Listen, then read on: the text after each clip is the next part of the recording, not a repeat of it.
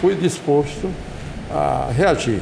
E se eles usassem de violência, eu também usaria de violência, porque eu não sairia desmoralizado de nenhuma maneira do partido. E com isso me levou até uma coisa que não é do meu feitio, mas que eu coloquei uma pistola e fui armado para a reunião do diretório. Aí eu disse, olha, Aureliano, eu não posso servir. Eu tenho que excluir meu nome disso, porque senão parece que eu entrei nessa história para poder ser oportunista e para ser vice-presidente, e eu não foi por isso, eu entrei por espírito público, quer dizer, porque na realidade eu acho que o Maluf é um desastre para o país e para o povo brasileiro. Não sabemos o que pode acontecer se ele for candidato a presidente. Doutor Tancredo, o senhor tem que compor a parte de comunicação. E nessa parte de comunicação, o doutor Roberto Marinho é uma pessoa importante. O senhor não pensa que pode ser presidente sem que tenha um apoio grande da área de imprensa nacional?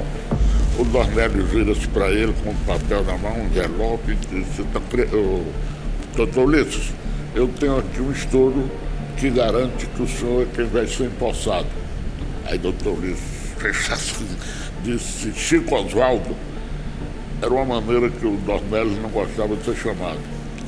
Guarde esse papel, quando o seu tio ficar bom, pergunte a ele. A nossa caminhada aqui foi muito longa e eu não quero que ela nasça com vícios constitucionais. Ulisses vira-se e disse, olha, eu quero saber aqui quem é que vestiu a roupa da nova república. O general Leônidas estava assim de lado, levantou-se, bateu a continência e disse, vamos fazer o quê? Aí chego no hospital na frente, encontro o Ulisses, que estava lá numa salinha pequena com esses móveis da Nova Cap, que são móveis que eram padronizados, sentado no sofá. Eu entrei no sofá e disse, seu Sarney, você vê o que o destino fez conosco. Nós lutamos até agora para chegarmos à transição democrática e mudarmos. E chegamos e vamos morrer na praia. Aí eu disse, não, Ulisses. Aí ele disse, e você vai ter que assumir o governo. Eu digo, eu? Quem tem que assumir é você.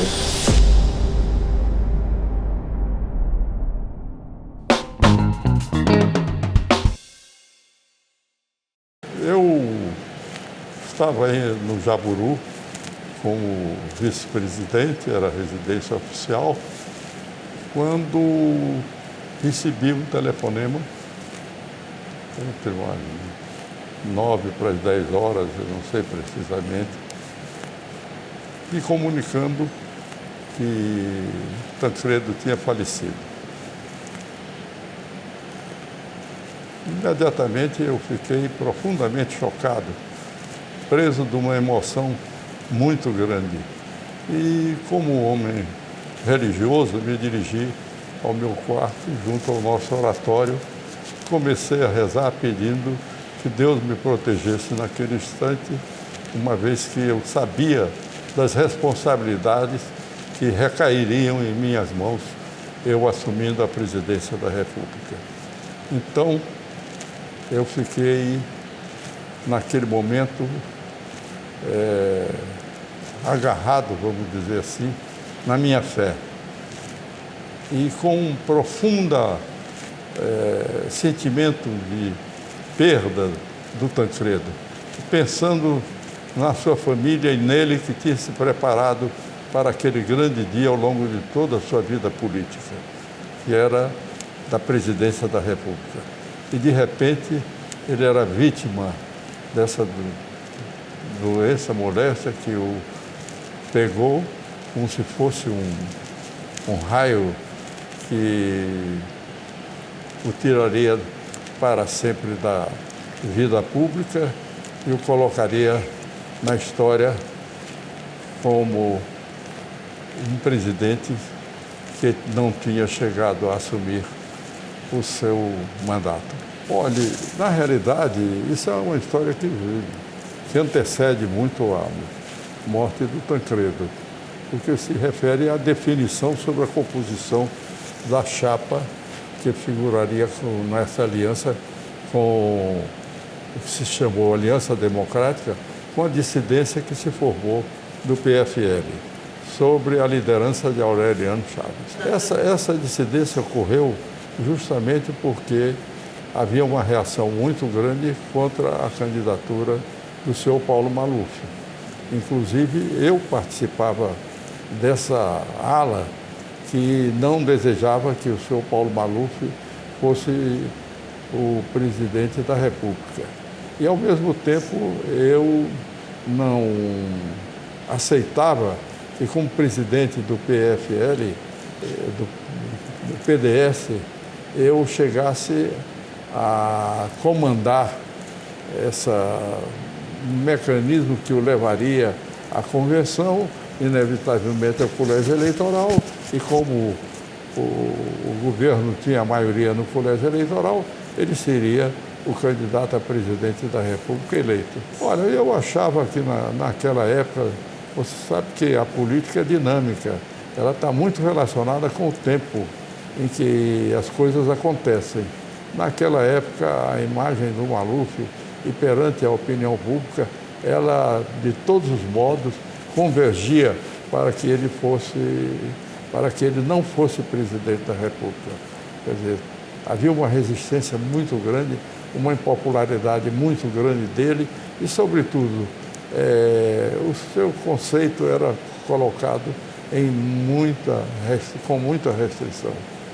Aí eu tomei a decisão de que íamos fazer uma maneira de que o Maluf não concorresse para a convenção sem que tivéssemos um mecanismo no qual nós pudéssemos ter a oportunidade de ter outro candidato. Então eu pensei em fazer as prévias junto ao partido, nas diversas seções estaduais do partido, e aí nós esperávamos que o Aureliano fosse o escolhido. E então era essa a fórmula que foi. Cheguei, fui ao ministro Leitão de Abreu, que era o chefe da Casa Civil, e expus a ele que ia fazer as prévias no partido. Ele então me disse que eu fosse comunicar isso ao Figueiredo, porque o Figueiredo podia, e se ele concordasse ou não, e se ele concordasse imediatamente, nós estaríamos com a solução que nós todos lutávamos. E eu devo dizer que o doutor Leitão de Abreu era um homem que tinha grande espírito público e ele também, no fundo, ele não desejava a candidatura do Maluf. Então eu fui ao Figueiredo e disse ao Figueiredo que íamos fazer as prévias. Ele então disse, se for para unir o partido e resolver a situação, eu acho que o senhor deve fazer as prévias. Então eu disse ao Leitão de Abreu que o Figueiredo tinha concordado. E fui imediatamente à tarde, nós fomos para o Congresso, onde teríamos uma sessão em memória do Nilo Coelho, que tinha falecido. E quando o Marquesan me chama e me diz que o Leitão de Abreu queria falar comigo com urgência. Eu então fui ao telefone da Câmara dos Deputados e doutor Leitão, e ele disse, o presidente recuou e me disse agora que não aceita prévias dentro do partido. E você deve imediatamente comunicar à imprensa porque faz um fato consumado. Eu disse, eu ia comunicar depois da sessão que nós estamos realizando em memória do Nilo Coelho. Mas saí direto, fui para a sala de imprensa e disse, olha, nós vamos fazer a prévia dentro do partido porque nós queríamos atropelar a intervenção do presidente Figueiredo vetando a... Então, à noite, imediatamente aquilo se divulgou, foi uma confusão muito grande e a ala do Maluf começou a reagir, e os mais exaltados, como Amaral Neto, disse que não admitiam que eu levasse o partido a essa decisão, que tinha que ser uma decisão do partido e que ele, se for necessário, eu vou tirar o presidente a tapas.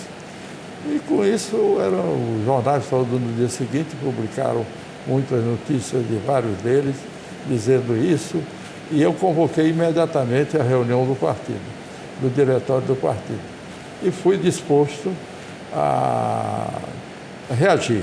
E se eles usassem de violência, eu também usaria de violência, porque eu não sairia desmoralizado de nenhuma maneira do partido.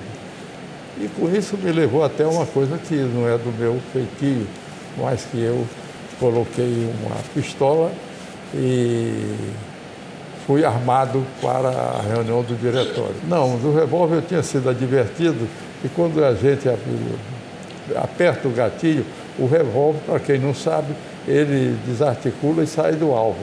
Então a pistola é mais...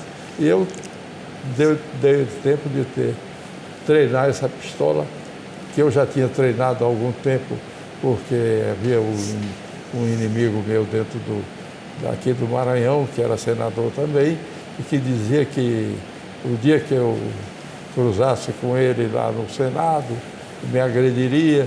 E nesse tempo eu fiz um treinamento, bastava colocar a bala na agulha e tirar do lado de trabalho. Nunca usei, pelo contrário, eu nunca mais peguei. Só recuperei essa pistola quando, no dia da reunião do diretório.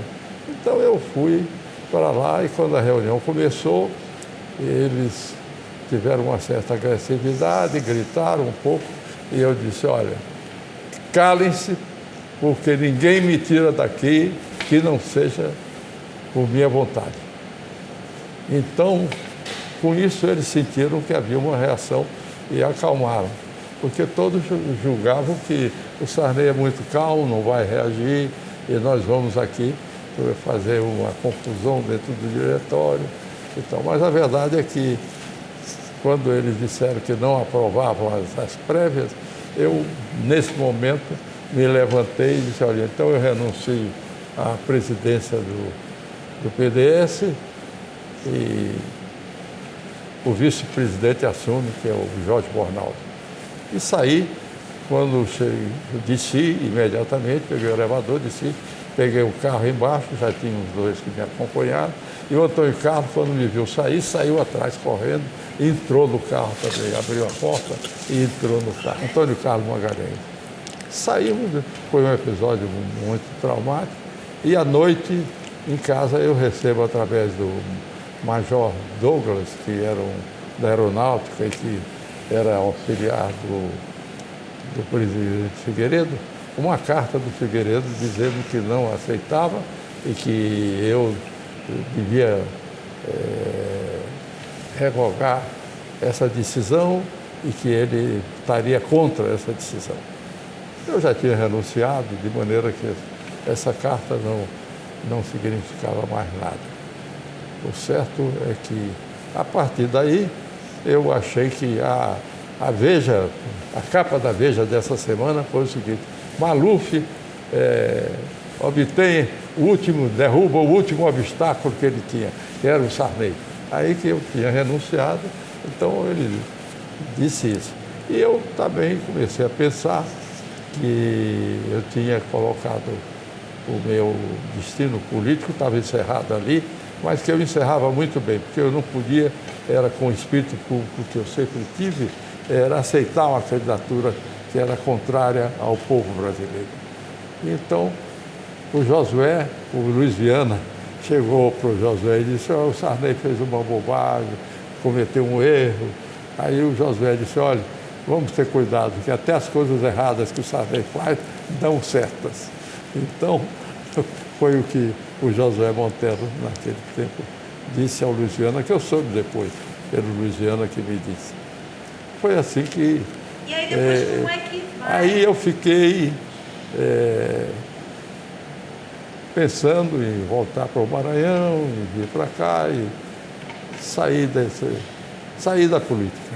Isso foi e convicto que o Maluf ia conseguir sair. Mas acontece que aí o Ulisses resolveu me namorar. Todo dia ele ia lá para casa à noite e dizia: "Seu Sarney, você é decisivo nesse processo e tal, você se junto ao Tancredo, nós podemos." Eu imediatamente fui ao Aureliano, já tinha dito ao Aureliano que eu renunciaria, já tinha combinado com o Jorge Bornausi que depois da minha renúncia, ele também, na próxima sessão, renunciaria, como aconteceu. E disse a Ulisses, durante as conversas que tinha, Ulisses, isso é uma aliança que é quase que impossível. Primeiro, que temos o Magalhães Pinto de Minas Gerais, que é inimigo do Tancredo, não gosta do Tancredo. Temos o fato de que eu, sendo presidente do PDS, estou muito incompatibilizado com o PMDB, com aqueles que estão apoiando o Tancredo.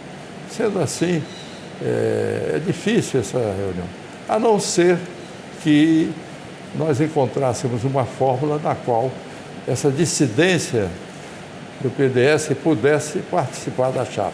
Indicaria o vice-presidente. Aí o Ulisses disse: "Olha, nós vamos trabalhar nessa direção." Aí eu disse: você tem mais, você que tem que trabalhar agora. Fui ao Aureliano e comuniquei a ele que nós iríamos, que eu tinha dito isso ao Ulisses, e o Aureliano disse: "E o vice-presidente, se tivermos que indicar, será você." Aí eu disse: "Olha, Aureliano, eu não posso ser, eu tenho que excluir meu nome disso, porque senão parece que eu entrei nessa história para poder ser oportunista e para ser vice-presidente, e eu não foi por isso, eu entrei por espírito público, quer dizer, porque na realidade eu acho que o Maluf é um desastre para o país e para o povo brasileiro. Não sabemos o que pode acontecer se ele for candidato a presidente." Aí Aureliano disse: não se exclua, foi a expressão dele. "Você não pode se excluir, porque você é decisivo nesse processo."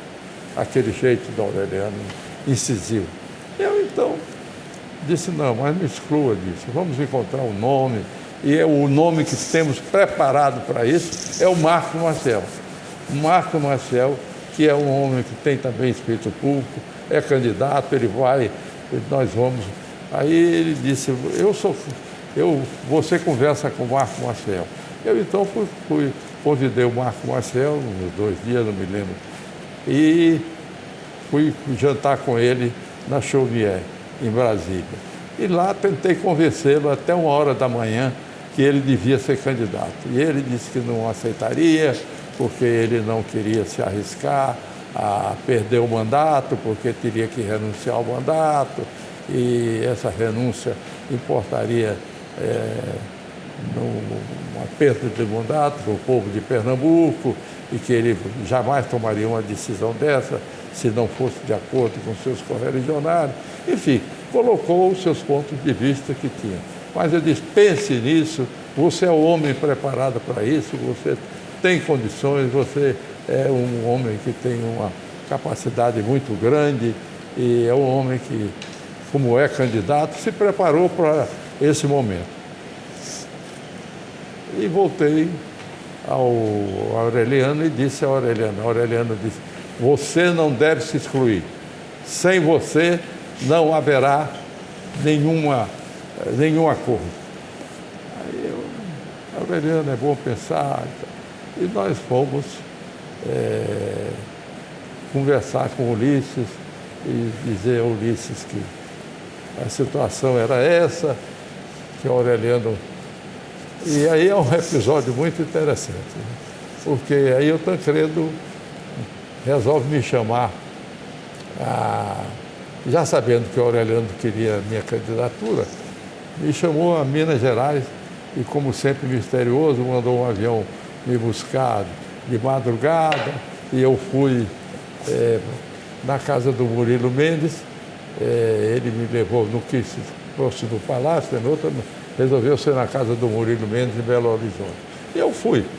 E chegou lá, ele disse que eu devia ser candidato a vice-presidente, porque sem a minha vice-presidência ele não deixaria o governo de Minas Gerais, que na realidade eu não acreditei. Achei que ele deixaria de qualquer maneira, porque isso não estava nos planos dele.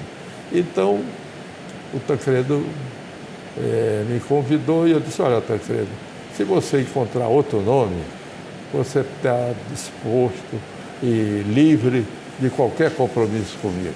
Eu não aspiro isso, acho que eu não devo, isso não vai ter uma boa receptividade na opinião pública, isso pode até dificultar a sua candidatura. Aí o Tancredo, não, você conhece os delegados, como presidente do partido, e a respeitabilidade que você tem de todos nós, e eu acho que devemos achar. E eu voltei nessa madrugada mesmo, quase de manhã, a Brasília. E em Brasília fiquei, quando o Aureliano resolve fazer uma reunião de toda a ala que estava dissidente do PDS. E foi feita essa reunião. E lá na hora o Milton Reis chegou com a história de que o Tancredo queria, era o Major Cavalcante. General Cavalcante. De Alagoas. Era essa alternativa. O Milton dizia que o Tancredo queria e que ele já dissera isso ao general Cavalcante e que o general Cavalcante aceitava. E eu disse, olha, não tem problema, comigo não existe problema nenhum, eu não quero, eu sei a responsabilidade. Isso foi no Jaburu. Isso foi no Jaburu. E aí o Aureliano chama o Fernando César e diz, quando o Fernando César comunica a ele que havia esse movimento para o general. Aí ele disse para o Fernando César, olha, Fernando César, você que era secretário de imprensa do Aureliano, você vai lá fora e diz a toda a imprensa que eu acabo de dizer que sem o Sarney candidato a vice-presidente, não temos união. Aquele jeito do Aureliano. Então eu tenho essa consciência que devo ter sido vice-presidente ao Aureliano Chaves. Ele foi muito correto comigo e a sua memória eu tenho uma gratidão imensa até hoje. E ele, o Aureliano, e há um episódio que eu devo contar que é recente. Aquele deputado que escreveu uma biografia do Silvio Santos e me pediu que fizesse o prefácio. Eu disse a ele que fazia, mas queria ler os originais. Quando eu fui ler os originais, ele atacava, de certo modo, o Aureliano, dizendo que o Aureliano tinha aceitado sair, que depois tinha voltado. Quando eu li aquilo, eu chamei e disse, olha, o deputado, eu prometi ao senhor fazer, mas aqui é um livro que eu vi que tem uma referência ao Aureliano, que eu não concordo, eu jamais posso fazer qualquer coisa que seja contra o Aureliano Chaves, a quem eu devo uma lealdade e cumprirei sempre. Ele nunca me cobrou, mas eu devo essa lealdade a ele. Eu sei o quanto ele fez pela minha candidatura. E devolvi o livro, não fiz o prefácio, por causa justamente da memória do Aureliano Chaves. Eu estava no Bochicho, participando de tudo, era muito jovem, certo? Mas eu tinha uma relação muito boa com o doutor Tancredo e com o doutor Ulisses. Mas o importante aqui é a gente ver, são duas coisas que eu chamo a atenção. Primeiro, o episódio do Maluf. O que foi o episódio do Maluf? Fadiga de material. Estava todo mundo cansado daquilo, os presidentes militares já eram 4 ou 5, né? E aí, no começo, eles queriam preparar um outro, e não havia como. Eu quero fazer justiça aqui, nesse momento, ao Rubem Ludwig. que foi ministro da Educação, e eles, para tentar tirá-lo do processo, botaram na Casa Militar. Mas ele foi um homem que teve o curso dele na França, diferente dos outros que tiveram nos Estados Unidos, e ele tinha uma cabeça muito boa. Esse é o primeiro ponto. Segundo ponto, para político, fundo de poço tem mola. Ele estava muito entendido com o Leitão de Abreu. O Leitão. Tanto que, na conversa do Leitão de Abreu por telefone comigo, ele se referiu ao fato de que o Ludwig estava ao lado dele. Estava. Eu trabalhei com o Ludwig, o senhor lembra disso. Eu fui coordenador de assuntos parlamentares. No Ministério da Educação. Da Educação. E houve um episódio, presidente, que isso é bom de lembrar. Aquele filme Pra Frente Brasil. O Ludwig tinha uma coisa que é um pouco da origem militar. Tudo que envolvia política ou político, ele me chamava para testemunhar ou dar opinião. Um dia chegou lá aquele general, não é o Newton Cruz, é o outro. O Nini? Newton Lili. Bom, aí ele chega, aqueles generais que usam aquela varinha aqui, né? Disse: Romão, nós temos que demitir imediatamente o presidente da Embrafilme, que era o Celso Amorim. E o segundo, que vinha a ser o Samuel. Aí ele disse: o que houve? Essa, palavrão, né? Era por conta do filme Pra Frente Brasil. Aí ele olhou e disse: é a única coisa que eu não posso fazer, porque é uma prova de burrice. Fomos nós, do governo, que financiamos. Como é que eu agora admito? Aí discute daqui, discute dali. Nós descemos para assistir o filme num salão que tem no térreo do Ministério, assim, à direita. O filme não era nenhum bicho de sete cabeças, mas para aquela época, claro que era. Aí, uns 15 minutos, o general Vieira disse: Roval, tem que se encontrar uma solução. Ele disse: a solução está na sua mão. O seu cunhado é ministro das Relações Exteriores. Eles são diplomatas, arrume um posto. E aí foi quando eles foram para Haia. Saíram os dois para a Haia. O Celso era muito amigo do Zé Aparecido. Anos depois... Tem muito amigo meu também. Também do seu. Anos depois, exatamente, ele foi ministro no seu governo. Foi embaixador. Embaixador de Haia. Promovido a embaixador no meu governo. Foi eu que exatamente, eu sei. E aí só voltou para ser ministro das Relações Exteriores por indicação do Zé Aparecido. Olha, ninguém governa o tempo que governa. E eu quero dizer que muitos governantes enfrentam tempos de escassez, outros de abundância, outros de guerra civil, outros de guerrilha. Para mim, coube o tempo em que a história se contorcia, uma vez que nós encerrávamos um regime militar para passar para um regime civil da plenitude das leis e não dos homens, como dizia Montesquieu. Quer dizer, que é o Estado de Direito que nós passamos, então, a ter no Brasil a partir dali. E eu tinha sempre um temperamento que foi um temperamento muito conciliador, um temperamento de diálogo. Eu nunca fui de extremos nem de radicalizar as minhas posições. Tanto que eu tinha ótima relação com Ulisses, com o Tancredo, com os homens da oposição. E eu também tinha bons relacionamentos dentro do nosso partido, quer dizer. Tanto que eu fui escolhido como presidente da Arena e depois como presidente do PDS, porque em torno da minha pessoa havia uma união. Todo mundo não tinha nada contra mim e tive sempre uma reputação que todo mundo reconhecia. De maneira que eu, quando assumi o governo, eu sabia as responsabilidades que me esperavam. E, naturalmente, o Jobim foi generoso comigo, mas eu tenho a impressão que o meu temperamento ajudou o Brasil naquele momento.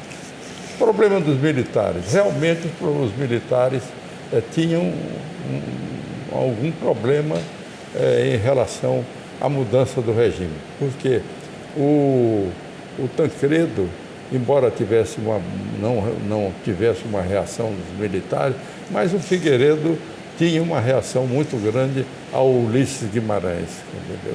E também ele não concordava de nenhuma maneira com o Ulisses.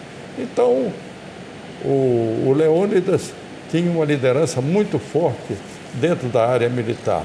E nós, durante a montagem da candidatura de Tancredo, quando eu cheguei para participar com ele, eu disse a ele duas coisas: doutor Tancredo, o senhor tem que compor a parte de comunicação. E nessa parte de comunicação, o doutor Roberto Marinho é uma pessoa importante. O senhor não pensa que pode ser presidente sem que tenha um apoio grande da área de imprensa nacional. Em segundo lugar, dos militares. E que os militares vão deixar o senhor assumir sem nenhuma resistência. Então eu conhecia muito bem o Leônidas, porque era meu amigo desde o tempo que ele era ajudante de ordem do Jânio Quadros, e eu era vice-líder do Jânio Quadros, depois com eu e Pedro Aleixo. Então eu disse para que ele... o Leônidas era comandante do Terceiro Exército. E toda vez que ele vinha participar da reunião do Alto Comando, eu me encontrava com ele no clube de tênis de Brasília. E aí nós trocávamos ideias, e quando se delineou a candidatura do Tancredo, eu disse para ele: ô Leônidas, você será o ministro ideal do Tancredo Neves. Ele disse: não, mas eu não penso nisso, não quero saber de política, é aquele jeito do Leônidas. Mas ele foi o melhor ministro da guerra do Exército que o Brasil já teve. Porque o Leônidas foi o ministro que modernizou o Exército, fez o Exército entrar na área digital, fez a reforma de todos os quartéis, mudou enfim, ele mudou muito, e ele preparou o Exército para que fosse uma mudança extraordinária. E a partir daí o Leônidas ficou tendo uma interlocução muito grande comigo. Depois, o Leônidas começou a ter também uma interlocução com o comandante da região militar de Curitiba, e através do Zé Richa.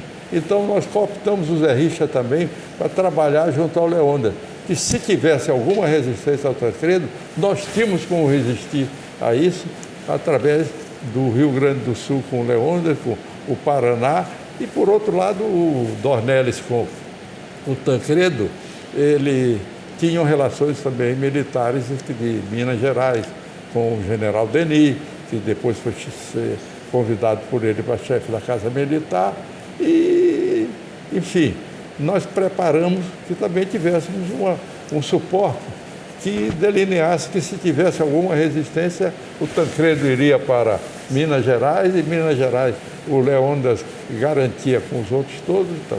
Mas aí o nosso doutor Dornelles disse ao Tancredo que mais fácil seria ele convidar o Walter Pires para ministro do Exército, fazer o que o Juscelino tinha feito com o Lott, que foi, e isso assegurou a posse do Juscelino com tudo. Então, até uma história muito engraçada, porque ele preparou uma entrevista do Walter Pires com o Tancredo, e o Tancredo sob o maior sigilo do mundo.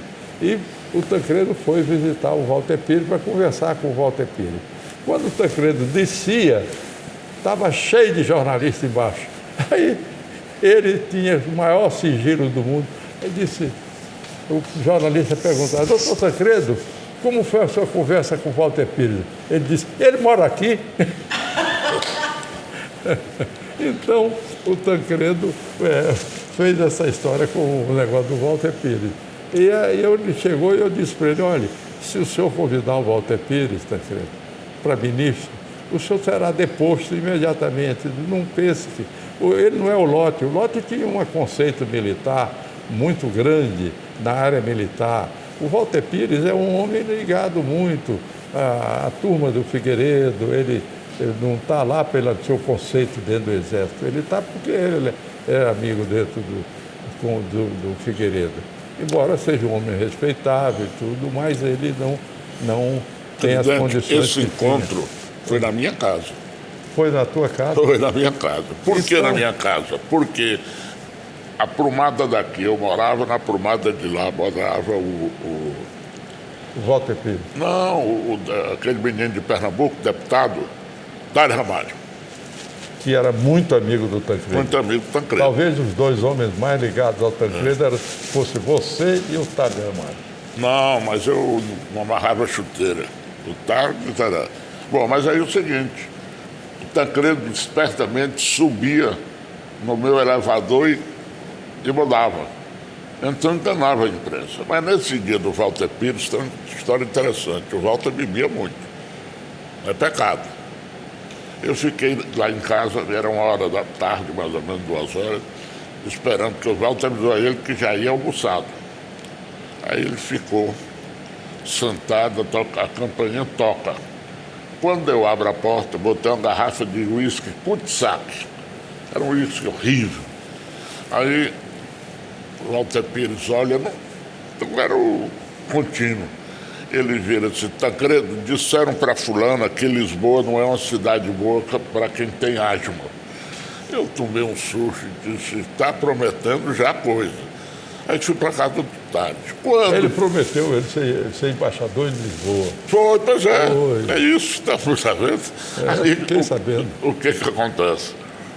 Tancredo vai lá para a casa do Tales, onde eu estava. Aí eu digo, presidente, o senhor tem uma intimidade com o Walter que eu me impressionei. Aí ele disse, em 1958, 59, eu fui fazer Escola Superior de Guerra. Naquela época, os parlamentares faziam. E fui colega dele, fiquei amigos. Entendeu? E a mulher do...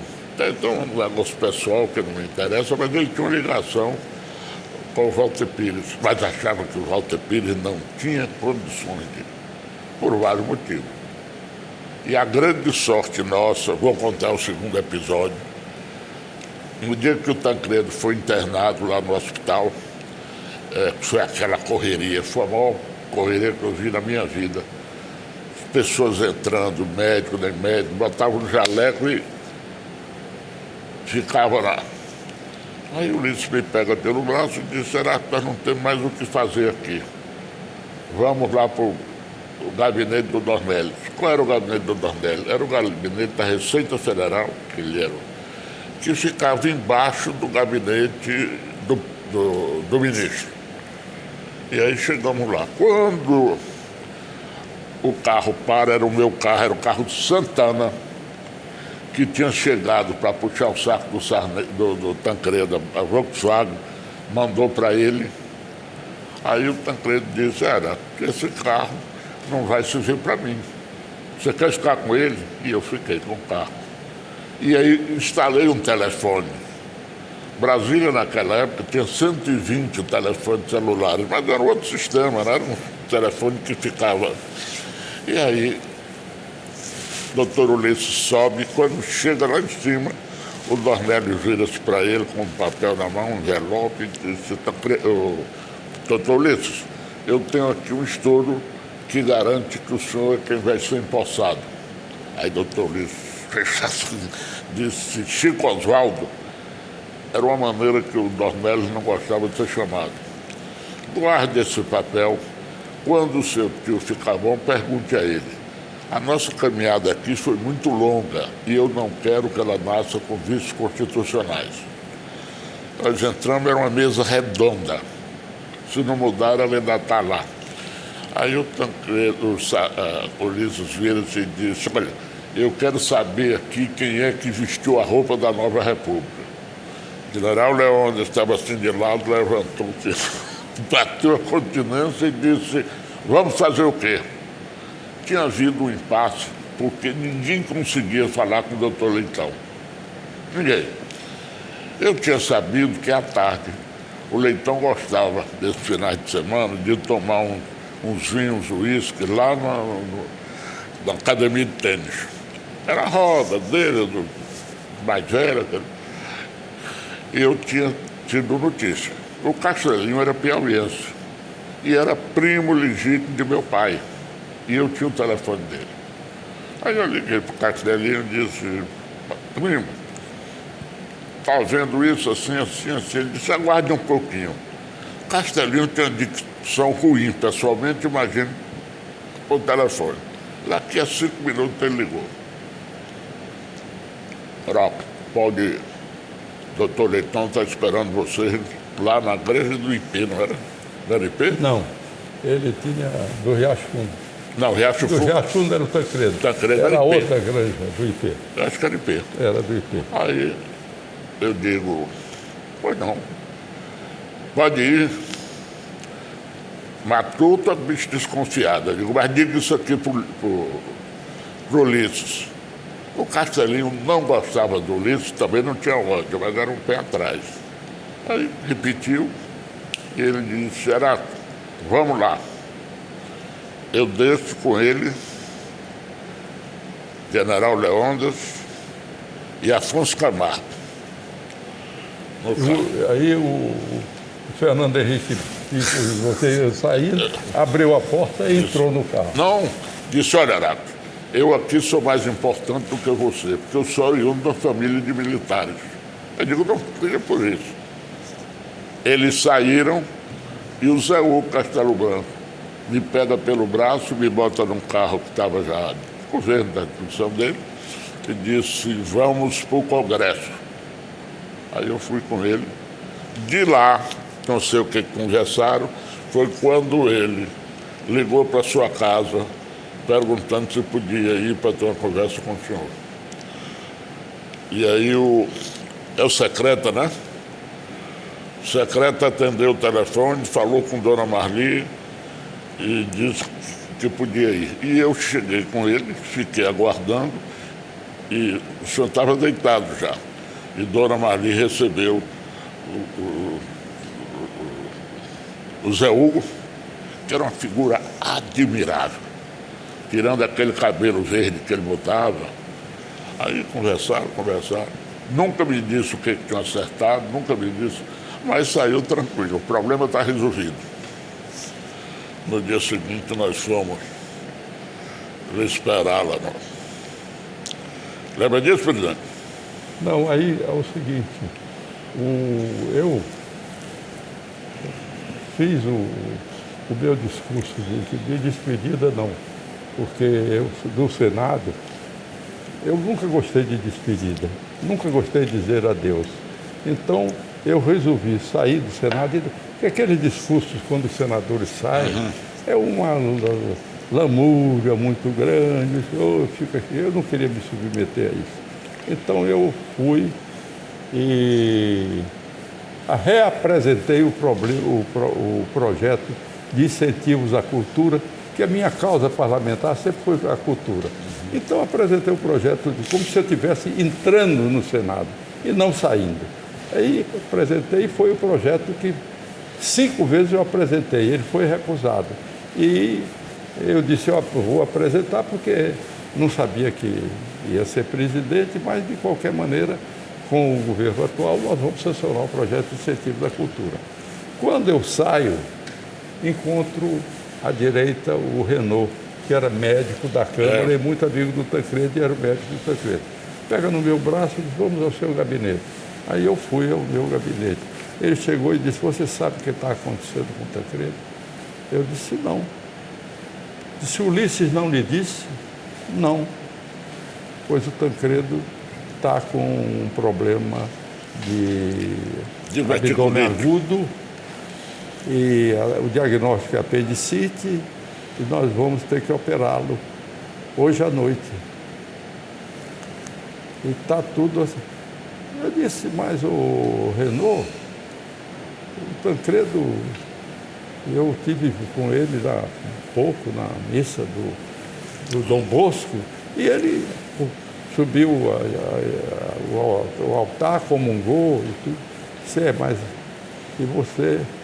Aí eu, pois é, ele está com abdômen agudo, já inclusive vamos operar, mas é um problema muito simples, dentro de uma semana ele está restabelecido e assume o governo. Eu fui para casa e cheguei em casa, aí recebo um telefonema do Aloysio Alves. O Aloysio Alves então me disse, olha, você sabe que o Tancredo foi internado agora no hospital. Eu disse, o Tancredo foi internado? Foi. E você deve ir para lá, Sarney. Aí eu disse, olha, você sabe que nesses momentos a cidade ou em qualquer lugar enche-se de boatos e isso é muito grave, porque a primeira pessoa a saber disso seria o ministro do Exército, convidado pelo Tancredo. Aí eu digo, Aloysio, eu vou checar se realmente isso é verdade. Aí ligo atrás do Leônidas. Ele estava num coquetel no Embaixada de Portugal. Clube de tênis. Não, Embaixada de Portugal. Não, clube de tênis. Estava no clube de tênis. Aí, num coquetel lá. Aí o Leônidas me disse, Leônidas, o Tancredo foi internado agora, você sabe disso? Eu disse, não, não é verdade. Disse, pois então, disse, ó, Sarney, aguarda um minutinho. O Ivan de Souza Mendes, que era ministro já convidado para o SNI, está aqui perto, eu vou falar com ele. Chama o Ivan, e o Ivan disse para ele, é verdade. Aí o Leônidas disse, mas por que você não me disse? Depois o Leônidas me contou o que disse. Ele disse, o Leônidas disse, então eu vou para lá, para o hospital. Sarney, eu estou indo para o hospital, vá também e se encontrasse comigo no hospital.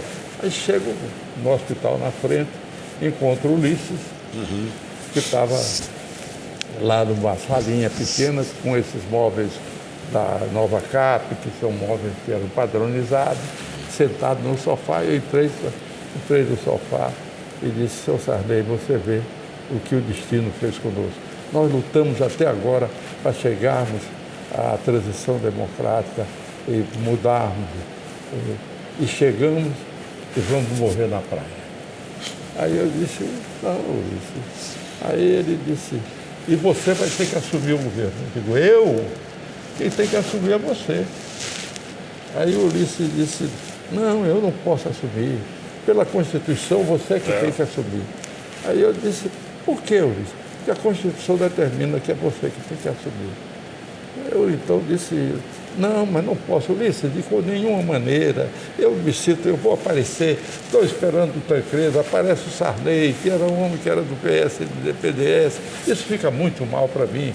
Então eu não vou, de maneira nenhuma. Você assume o governo. Aí o Ulisses disse, eu não posso assumir o governo. A Constituição diz que é você. Sarney, não cria problemas. Nós dois temos responsabilidade com o Brasil. Então nós não podemos jamais, num momento desse, criar qualquer problema. Então você tem que assumir, você assume. E dentro de uma semana o Tancredo está bem. Eu digo, eu assumo junto com o Tancredo daqui a uma semana. Aí o Ulisses disse, não pode, Sarney, nós não crie caso, nós já temos tantos problemas e tal. Aí saímos, quando saímos, já estava uma roda grande, com o Leônidas do lado, estava o Ivan, estava o Aecinho, estava o Dornelles e tal. Aí eu fui passando e encontrei aquela, estava discutindo justamente quem assume, quem não assume, quem não assume. Aí eu disse, olha, o Leônidas me chamou e eu digo, eu não posso participar dessa. Estão discutindo quem vai assumir. Eu sou citado nesse momento e não quero participar de nenhuma decisão a esse respeito. De maneira que eu vou sair. Aí ele disse, nós vamos sair agora, Ulisses, para a casa do Leitão de Abreu e dizer que nós vamos assumir o governo amanhã. E o Sarney assumirá amanhã. Aí disse, o Barroso, era o general Barroso, que eu tinha convidado para chefe do gabinete meu da Casa Civil. Me presta a tua gravata, que eu não estou sem gravata. Aí tirou a gravata, o Barroso tirou a gravata, o Leônidas botou a gravata e eu saí, fui-me embora e desci. Esse meu filho, Fernando, estava guiando a caminhonete, que eu ia para a fazenda sempre nessa, que tinha ido lá. Peguei e fui para casa. Cheguei em casa, a casa estava cheia.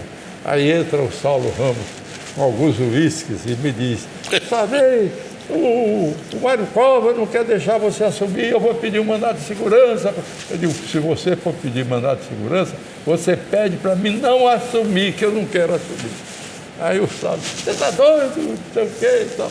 Aí eu fui para o quarto, as espatódias que já estavam na altura do meu apartamento, estavam com aquelas folhas vermelhas, e eu preso numa emoção, pensando no Tancredo. Eu só pensava no Tancredo. Tancredo, coitado, sonhou com tudo isso, a família dele, e de repente ele está com esse problema de saúde. Mas graças a Deus, daqui a uma semana ele supera isso. Aí em seguida o Zé Hugo vai lá e que diz, você tem que amanhã de manhã ir para a casa que é onde mora o Tancredo, onde estava tudo marcado com o dispositivo de levar o Tancredo. Entra no carro e você fica no lugar do Tancredo e faz tudo que ele ia fazer. Aí eu, no dia seguinte de manhã, nessa noite eu não dormi, fiquei acordado a noite toda, tanto que eu vou empossar o ministério, preso ainda de uma emoção tremenda, e disse, eu estou com os olhos de ontem, para a minha expressão, preso de uma emoção que não me larga. Tancredo, enfim, foi um discurso curto que eu não tinha preparado, se eu pudesse, nem nada. Mas foi um dos melhores discursos que já fiz, foi esse, que era curtinho, e disse 4 ou 5 palavras, dei meu recado que tinha. E fiquei e fui para casa. Não, eu já estou na saída e fui para o Congresso. Quando chego no Congresso, toda aquela... Eu tinha passado 40 anos no Senado, 12 anos na Câmara, o governador do Estado, quer dizer que eu tinha uma experiência muito grande. Eu sabia o que era governar, eu sabia o que era o governo. Agora, e por isso eu estava profundamente chocado com aquele momento. Mas os deputados todos me pegaram, e meus amigos, falei e tal, e prestei o compromisso e o juramento constitucional, e em seguida fui para o Palácio do Planalto e fiz esse discurso e mantive o Ministério do Tancredo todinho, entendeu? De maneira que não tirei ninguém. Estava na noite que ele estava sendo operado. Foi na noite, ele tinha de manhã, ele tinha tido, eu não sabia, vim saber depois, ele tinha tido uma crise quando saiu da operação, uma parada cardíaca. E o certo é que o Fragelli foi quem chegou comigo de tarde, eu estava recebendo os convidados, o Bush, que tinha vindo dos Estados Unidos, os outros convidados, os representantes dos países para a posse, e então eu estava recebendo a eles e durante esse tempo... Fidel Castro? Fidel Castro, não. Não, ele na saída que o Fidel Castro foi. Na minha saída foi que ele foi. Nesse tempo nós não tínhamos ainda nem relação. Só abriu depois a relação, isso é importante. Então, aí eu me dirigi, fiquei recebendo, quando o Fragelli chega e me chama, presidente Sarney, chama o presidente, chegou o Júlio César dos Santos, vem e me diz, o Fragelli quer falar urgente com você. Aí eu me levanto, peço desculpas, estava recebendo o que seria hoje rei da Espanha, e pedi licença a ele, fui, e Fragelli me disse, olha, o Tancredo teve uma parada cardíaca hoje pela manhã, e ele está passando mal, e nós temos que estar apreensivo. Eu digo, não me diga isso. Aí ele disse, com isso eu fiquei, aí eu disse, chama o médico daí, chamei o médico e disse, pelo amor de Deus, me traga um comprimido, um Lexotan, um comprimido de... Aí tomei esse comprimido e mandei que suspendesse as outras audiências que eu tinha com os chefes que tinha. E fiquei certo, mas aí liguei para os médicos, eles me disseram que ele já estava bem, que tinha saído do problema e que estava melhorando. Aí eu aliviei e pude, então, chegar. O que foi aquilo que nós vivemos, que eu vivi porque eu, pelo meu temperamento, eu estava vendo o lado humano do Tancredo. Não me fugiu as responsabilidades que eu ia ter, mas o lado humano do Tancredo. O que tinha acontecido com ele, como ele devia estar, o que tinha, a tragédia que ele estava vivendo. Lutou tanto por aquele momento e, entretanto, chegava ali. Heráclito, você sabia muito que você estava junto conosco, acompanhando tudo isso. Você podia participar um pouco dessa coisa? Não me nego, e até me sinto muito feliz do senhor dizer isso, mas o senhor já disse praticamente Você tudo. sabe que você sempre, desde a primeira vez que eu o vi, que foi em Garanhuns, naquela festa, você era da Juventude Arenista. Você, o Ciro, hoje não é capaz de dizer que ele não foi, mas também era daquele tempo, era direto. E trabalhava com César Carlos. Trabalhava com César Carlos e você chegou. E quando eu lhe vi, eu vi logo a sua vocação de liderança, a sua capacidade de articular, porque você já articulava ali os estudantes e dentro disso... foi uma geração boa, né? Então, uma geração grande. Eu vi você crescer e se afirmar, vi o seu desempenho no Senado, mas eu até então eu era uma figura que não tinha participado de nada. Eu não tinha participado da elaboração do programa de governo. Eu não tinha participado. E se dizia, o Jô Soares dizia, vice não é nem nome de rua. Então eu fiquei no meu lugar de vice e tinha por objetivo ser um vice-presidente discreto para um presidente forte. Olha, o Leitão de Abreu me contou que depois que essa comissão que foi lá e que voltou, que comunicou que eu ia assumir, ele foi e recebeu a visita do Walter Pires. E o Walter Pires disse, como é? Então ele disse, o Sarney vai assumir às 10 horas da manhã, conforme estava determinado tudo. Mas o Sarney não pode, porque nós não concordamos, o Figueiredo não passa a faixa para ele. O Leitão disse, a faixa é um símbolo. A Constituição está aqui, é que eles invocam a Constituição. Aí o Leitão de Abreu, eu, o Leitão e o Castelinho. Aí o Leitão disse, nesse momento que ele entrou, ele me disse, vou sair agora mesmo para os quartéis. Aí o Leitão disse, ô ministro, o senhor não pode sair para os quartéis, porque o senhor não é mais ministro. Aí ele disse, como eu não sou ministro? Porque por um erro, os atos saíram hoje de demissão dos ministros. E o senhor foi demitido. Aí o Castelo deu uma risada assim, irônica, riu, não deu risada, fez um riso, e eu também, porque o Leitão deve ter feito isso de modo realmente... Adredemente preparado.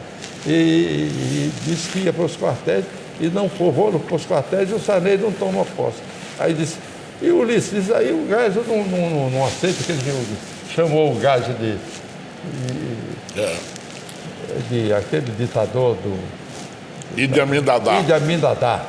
Aí ele disse... Aí sobre isso aí eu tenho um episódio... Agora, você continue para me interromper. Não me interrompeu. É um episódio muito comovente disso.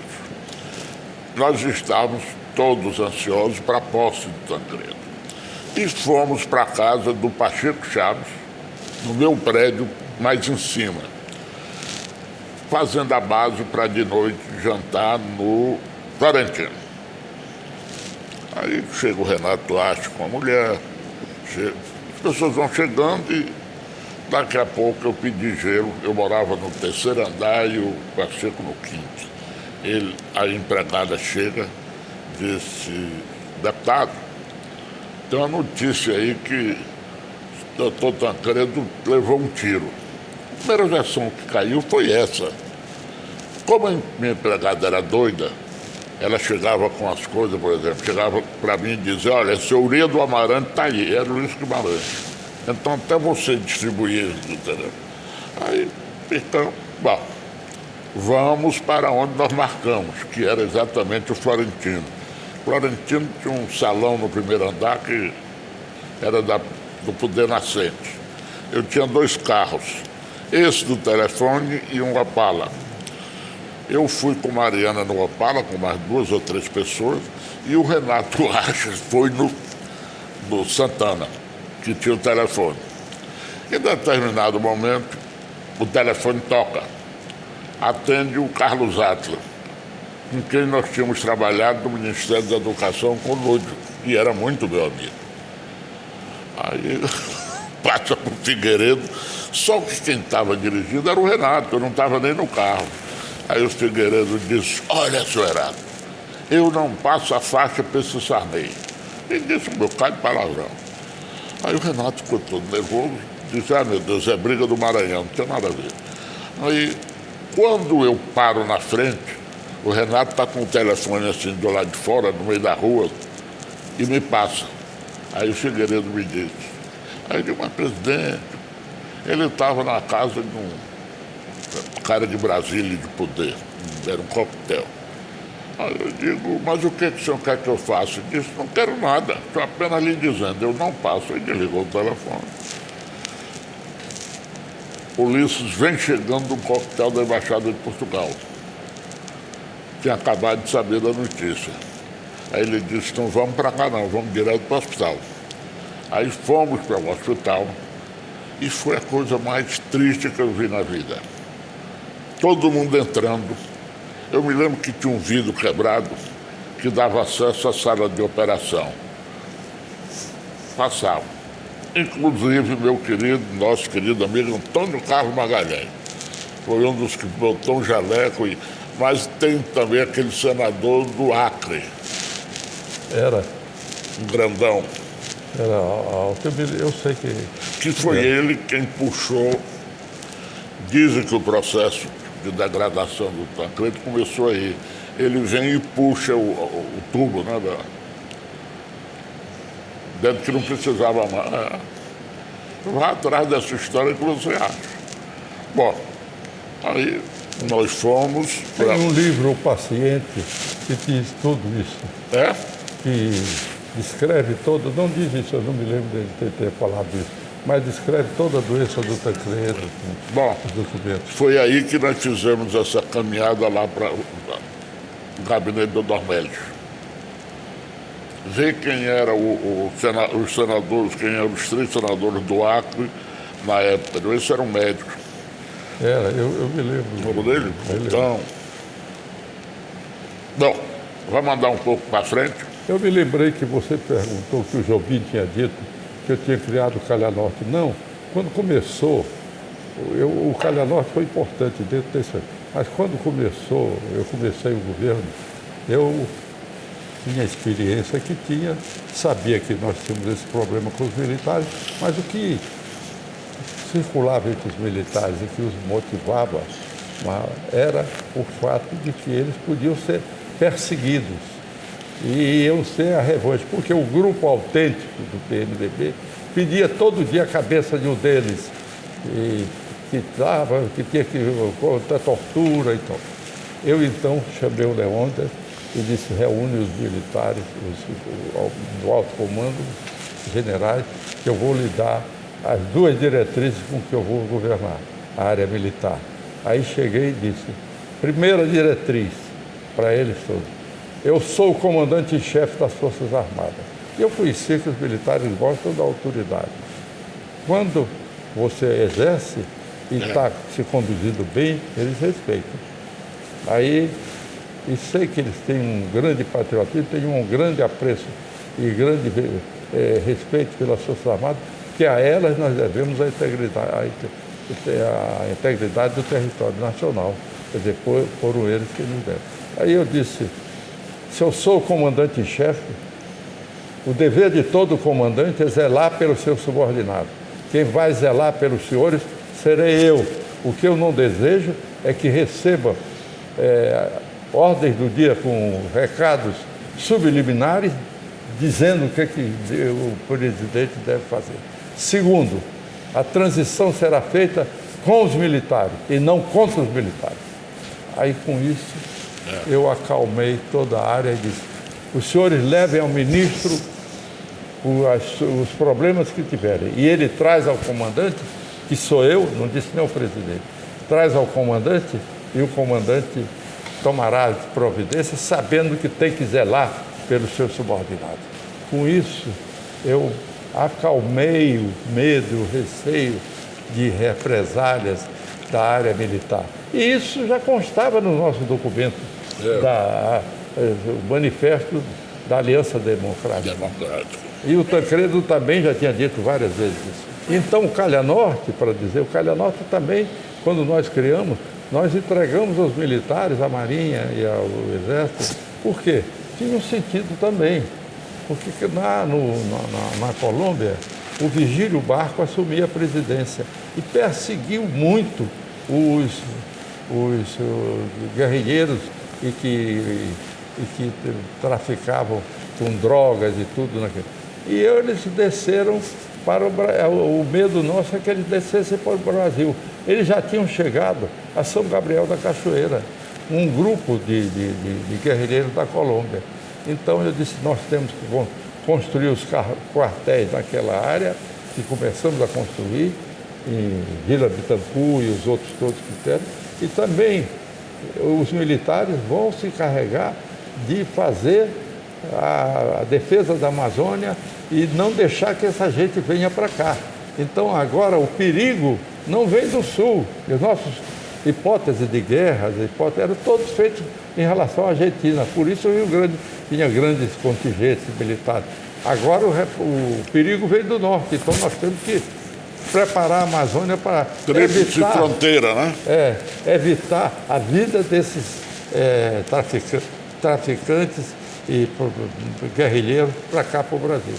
De maneira que nós evitamos essa vida com isso, e o Calha Norte teve essa importância, porque fez hospital em Tabatinga, o Calha Norte fez a assistência a todas as populações daquela região, e a partir daí, hoje, os deputados que querem realizar alguma coisa socorrem-se do Calha Norte, porque sabem que o Calha Norte realiza. Isso, e hoje para tem mim, uma grande repercussão. Presidente, foi o mais importante. Porque naquela época o parlamentar botava uma verba, aí não fazia nenhuma obra de estruturante, fazia uma escola, um hospital para atender o eleitorado. E aí criou-se um conceito de que nessa região todo investimento era para o projeto Calha Norte. Pois era, e o Calha Norte tem um conceito extraordinário hoje, inclusive entre os deputados.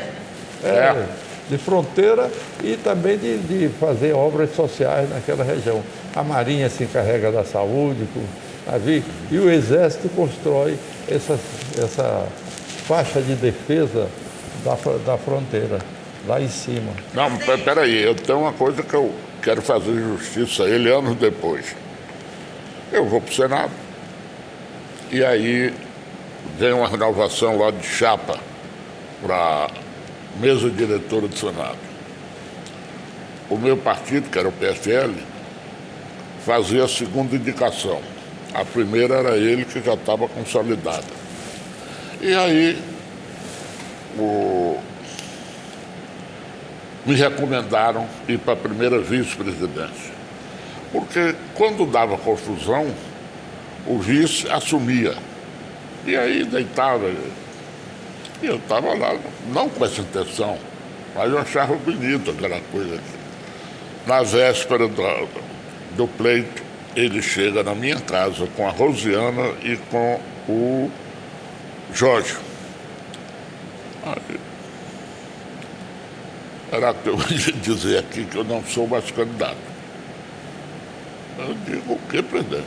Bom, eu queria ser, já fiz tudo na vida, política, tudo.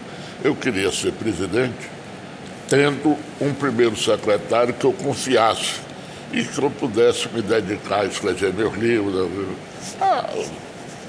Vaza dele. Daí eu tomei um susto, mas era uma decisão que, a princípio, eu não podia tomar só. Tinha que consultar o partido. Dando a ligar para o Zé Agripino, e o Zé Agripino não atendia. Eu digo, meu Deus do céu. E ele saiu, 50%, 60% de sinceridade, 40% de malandragem udenista.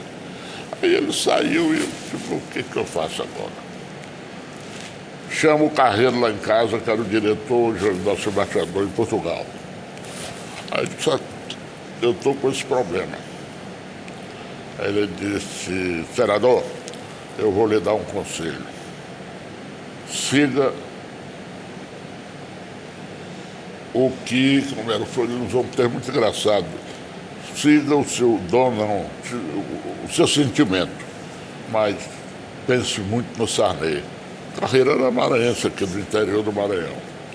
Aí eu digo, como é que eu faço? Deixe pronto você se declarando candidato a primeiro secretário. Até a última hora a gente espera uma conservação do Fernando, do Zé Agripino. Se não aparecer, aí eu mantenho aqui, você é o candidato a primeiro secretário. Eu fiquei olhando, o Sarney estava coberto de razão. Não era o Zé Agripino, mas era o PSDB querendo preparar uma esquina. Eles queriam botar esse menino de Goiás, Vedete, tinha deixado o governo, Marconi Pereira. Mas aí não teve jeito, eu resustei. E foi o primeiro secretário, meio frustrado, eu confesso, porque o primeiro vice, a princípio, é mais jeitoso, mais charmoso. Mas aí o Sarney fez uma coisa, começou a me prestigiar. Menina, com 3 meses, estava lá, não era, o povo querendo acabar com ele. Não, mas você esqueceu de dizer que você foi uma pessoa sempre muito nossa amiga. Claro. Mais do que isso, de mim, meu amigo, da Rosiana, que adora você. E você sempre... Devo isso. Teve sempre uma... Muito amizade. Assim, foi um projeto de engenharia política que foi construído graças à classe política brasileira, os homens públicos que nós tínhamos, e que realmente nunca abandonaram o país, sempre à frente das crises. Nós superamos todas essas crises. E eu posso dizer, como senador que mais tempo a República participou do Senado, tenho 40 anos que eu fui senador, todas as crises nós encontramos uma solução. E de todas elas eu participei procurando encontrar o caminho da conciliação e que nós não deixássemos os militares daquele tempo fechar o Congresso ou escolher um ditador.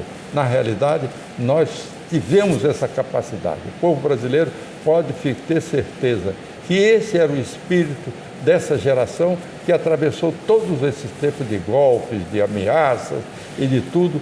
Nós, posse do Jango, renúncia do Jânio, enfim, sempre nós encontramos uma solução para que o Brasil pudesse ter continuidade no seu processo democrático. Olha, eu acho que é uma coisa lamentável, mas é justamente o que eu disse. Falta de lideranças que se conjuguem com aquele espírito que nós tínhamos. Jamais deixar que isso acontecesse. Como não aconteceu, e aconteceu, e a democracia que nós constituímos foi tão forte que resistiu tudo isso. Já resistiu até os impeachment, resistiu essa tentativa que nós tivemos. Isso tudo mostra como é que nossa geração, minha, do Heráclito, do Ulisses, nós que passamos daquele tempo, fomos capazes de fazer pelo país, construir um regime dessa natureza. Quer dizer, isso não foi obra do acaso, não. Isso foi construído, é uma engenharia política, como eu disse, por nós, construído pelos políticos que faziam política naquele tempo da maneira que nós fizemos. Olha, eu devo dizer a você o seguinte, quando assumi o governo, eu vi que eu não tinha a legitimidade para ser presidente da República. Eu não tinha participado, não. Mas eu tinha que me legitimar. Então, eu resolvi o problema com os militares. Aí eu tive que partir para um problema econômico.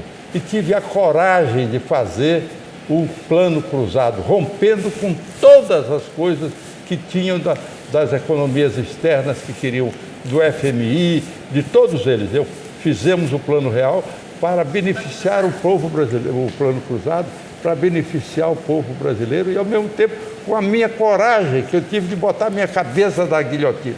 Foi uma frase que eu disse no dia que nós chegamos. Olha, eu sei o que estou fazendo, eu sei que eu corro um risco maior, que vai pagar mais por isso. Nós temos que fazer um plano que tenha coragem de congelar os preços, dar um tiro na inflação e, em seguida, nós vamos ter condições de enfrentar. E tivemos, porque o Plano Real fracassou, mas o Plano Real foi um plano, fracassou.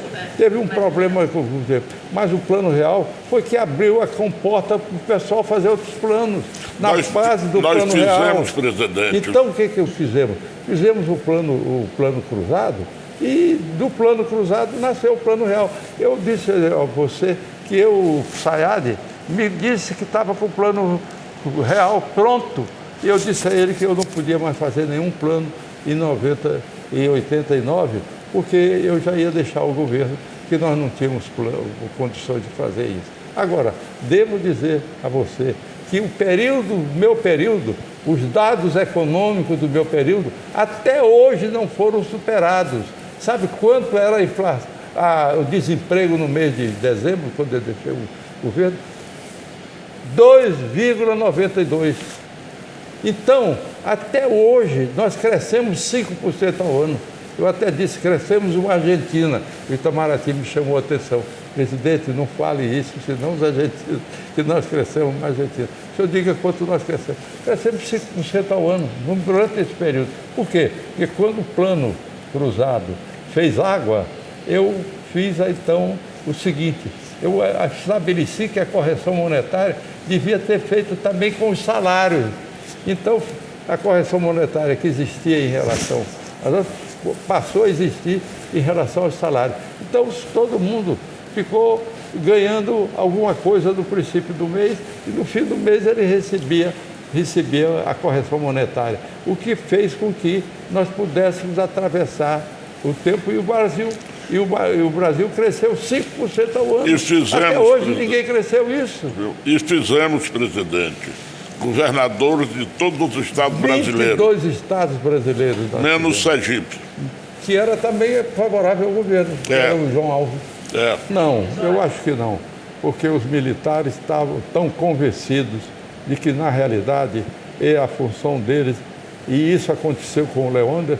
Eles voltaram aos quartéis, se dedicaram às funções militares, e hoje tem uma grande função, que é modernizar as Forças Armadas, que eles estão trabalhando com grande eficiência nesse projeto. Basta ver que, em vez de se botar aqueles velhos carros que nós tínhamos e que tivemos que reformar, nós temos o Centro de Guerra Eletrônica aqui em Brasília, e grandemente a nova escola construída também pelo Leônidas, do meu governo militar.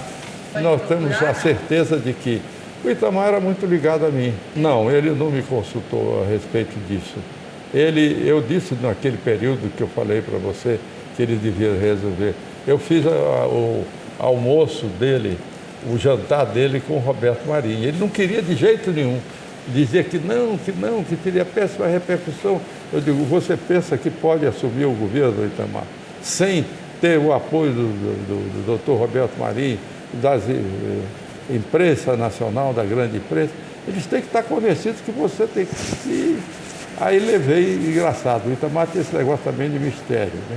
Aí ele disse, não vamos dizer para ninguém. Digo, não, Aí até o Aloysio, a mulher do Aloysio Ávila, minha comadre Ivone, disse o seguinte, mas pode haver segredo você dizendo para o Zé Aparecido, para o Aloysio Alves? Eles não têm que segure. no dia seguinte. Aí, quando o Itamar chegou comigo lá no Hotel Glória, estava toda a imprensa embaixo. Aí o Itamar disse, e agora eu não desço para ir. Aí eu chamei o Tapajós, que era o dono do hotel, e disse, Tapajós, arruma uma saída para nós. Nós saímos pelo fundo do hotel. Pegamos a rua e fomos para a casa do doutor Roberto. Chegou na frente do doutor Roberto, já tinha uma multidão de repórter lá. A imprensa botou no Hotel Glória. E quando chegamos lá na casa do doutor Roberto, subimos, fomos, jantamos com o doutor Roberto, foi um jantar muito bom. O doutor Roberto era um homem muito sagaz, era um homem muito inteligente e tinha um grande espírito público. Então, ele conversou com o Itamar e mostrou que conhecia os problemas do Brasil e o que ele se dispunha a de qualquer maneira, nunca prejudicar o país, sempre apoiar as grandes causas que o governo quisesse se engajar. Então, na saída, o que eu queria contar é isso, na saída, quando ele disse, está cheio de repórter aí embaixo. Aí o Itamar disse, agora, doutor Roberto, o senhor vai no meu carro? Eles pensam que sou eu que vou sair. E nós entramos na Mercedes do doutor Roberto, eu com o Itamar. E fizemos a maior corrida na madrugada do Rio de Janeiro. Que aí disparamos o chofer do doutor. Para onde nós vamos, meu tio? Nós temos que nos esconder, os repórteres atrás. E aquela coisa que tem. Aí ele disse, vai para o Globo, pensando que ele... Aí nós fomos, entramos na garagem do Globo e ficamos lá escondidos até os repórteres saírem do Hotel Glória. E junto com o Itamar. O Itamar disse, você vê, graças a Deus, quanto maior for a dificuldade sua, melhor para você, porque você falou com o doutor Roberto, ouviu os conselhos dele, e eu acho que agora você não tem problema, você vai ter uma cobertura para que essa coisa possa ser feita. Não, eu acho que eles ficaram vendo coisas que não existiriam. Ninguém tenha dúvida de que as Forças Armadas têm grande espírito público e elas assegurarão, jamais elas entrarão em qualquer aventura desse tipo. Como nunca entraram. Dessa vez, você viu, elas vetaram. Entendeu? E essa bagunça que houve lá, é uma vergonha que houve. Aquilo ali é uma mancha histórica. Acho que não teve consequência nenhuma. Se tiver consequência é porque estão puxando demais uma corda que já não devia estar mais novo. Eles estão puxando episódios que devia pagar isso. Olha, eu acho que o Brasil é maior do que qualquer problema. Nós superaremos todos esses problemas que foram aparecendo. Mas eu acho que hoje o grande problema é que os militares fizeram uma coisa que pior de todas a Revolução, foi ter acabado com os partidos políticos. Porque os partidos políticos eram a formação dos políticos. É ali que se formavam os políticos, as lideranças que já existiam há muito tempo, que cobravam das pessoas que entravam. Eu fui dentro do partido, fui desde entrar como deputado, ter ascendido até os postos mais altos que Deus me proporcionou, e sei que nós não temos outra solução que não seja essa de manter o processo democrático. Olha, o menino já dizia uma coisa, quando temos muitas leis, nenhuma lei. Beaucoup de loi, pas de loi. Em caso de partidos é isso, se tem muitos partidos é porque não tem partido nenhum. Na realidade, foram fundados agora, cada um, partido parece que com muito dinheiro, eles passaram a ter outros objetivos que não aqueles, enfim, são coisas que a gente não deve. E eu tenho, por norma que estabeleci, eu não falo mal nem dos meus antecessores, nem dos meus sucessores. Espero que eles fiquem falando mal de mim. Eu tenho a mesma frase, o Ulisses disse isso para mim. Disse, olha, Sarta aí, espero que venha aí. Ele tinha isso. E o Castelo Branco, também, quando disseram que tinha muita coisa, ele disse uma frase, espere os barítonos, que os tenores, que foi muito vaiado, né? Aí ele disse, espera o barítono para vocês vaiarem mais ainda.